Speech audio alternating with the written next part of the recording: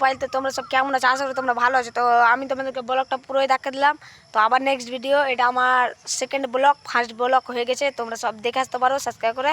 আর এটা আমার second blog, তো তোমরা সব লাইক করবান আর ভালো ভালো একটু বন্ধুর কাছে শেয়ার করবা। আর এখান থেকে ভিডিওটা শেষ করছি। আর আমাদের জায়গাটা দেখতে আছে তোমাদেরকে, এগুলি আমি দেখালাম, এগুলো গাছপালা এগুলো সব আমি তোমাদেরকে দেখালাম।